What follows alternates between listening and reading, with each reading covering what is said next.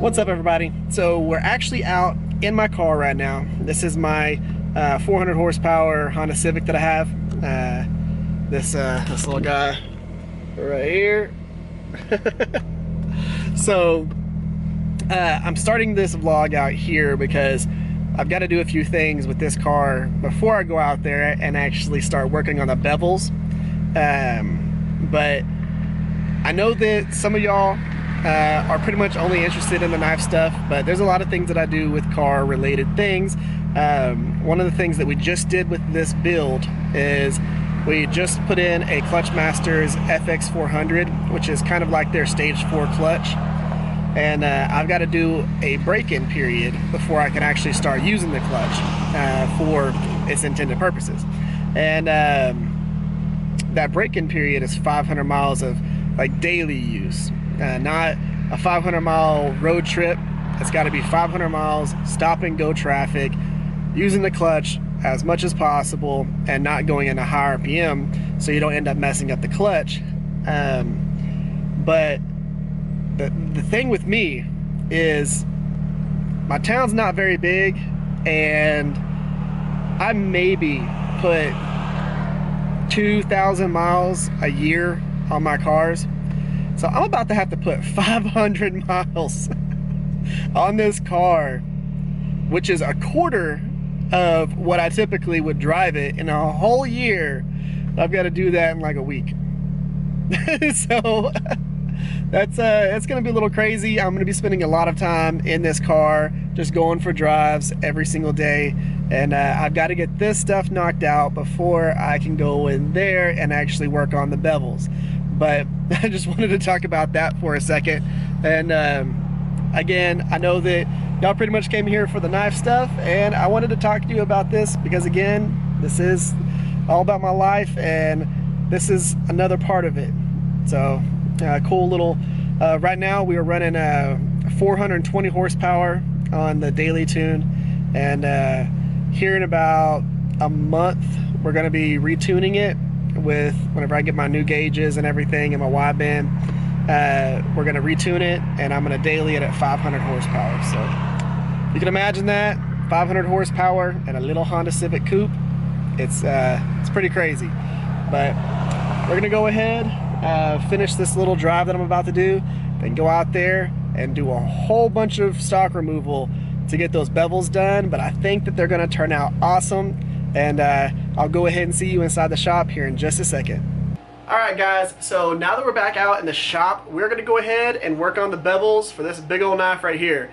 This video is primarily going to be focused on the bevels because they're going to take me a while to do, and I don't want to mess them up, so I'm going to take my time. And with the amount of hours that it's going to take me to get this knocked out exactly how I want it, might as well just focus on that. And then in the next video that we do for this, we'll go ahead and focus on heat treating and things like that. So let's jump into it. Let's get this knocked out.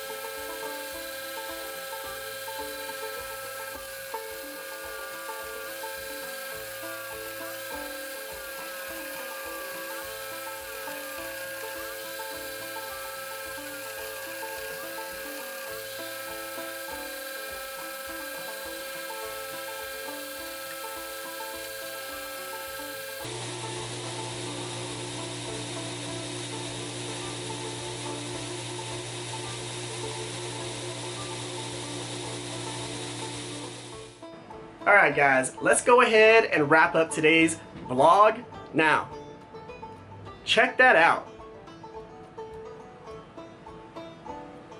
There's nothing like just kind of getting the shape roughed out and then finally getting bevels on it that make it really look like a knife. I love the way this is turning out. I really like the bevels on this and the profile of this knife. Now, we still have a lot to do because this is all pre-heat treat. We still have to heat treat it and then do all the finish work to make this look awesome after we get it out of the oil and it's all nasty and got, you know, forged scale and, you know, all kinds of stuff, the decarb on it. So we've got a lot of work to be able to make it look real nice after the heat treat. But give you all a little look at a few things here. I did end up rounding this area around this hole. It was squared. I wanted to round it to make it look a little bit, you know, better to me. And then I really love this handle. That is just great ergonomics right there. It's gonna be awesome. And speaking of the handle, I am gonna use this right here for the handle, just to remind y'all. And we're gonna go ahead and pair it up with this like burgundy-ish, you know, red G10. It's 1/8 inch thick. We're gonna pair it up with this, and I think it's gonna turn out real nice. But I did want to mention something. I mentioned in a few other videos. For one, boom, both of these materials, so the handle scales and the steel for the knife, came from Corey Scott. Thanks again, Corey Scott. This video wouldn't be possible without you actually doing this, so I just want to say that I really appreciate that. And guys, if y'all want to partner up, if you want to send me some stuff for me to use in the videos, I'd love to be able to do that. And if you have a website or an Instagram or a Facebook page that you sell those particular things on, let me know, send me an email, and we'll go ahead and see what I can end up doing with the stuff that you make. So there you go. Now guys, that's pretty much the end of this one. If y'all would, give this video a thumbs up, share this video or one of my other videos, and guys, bottom corner, hit that subscribe button so you get notified for when we finish this knife and do some more stuff with this, plus all the other stuff that we have going on. Guys, thank y'all for coming by. Thank y'all for spending your time with me. Y'all stay safe out there.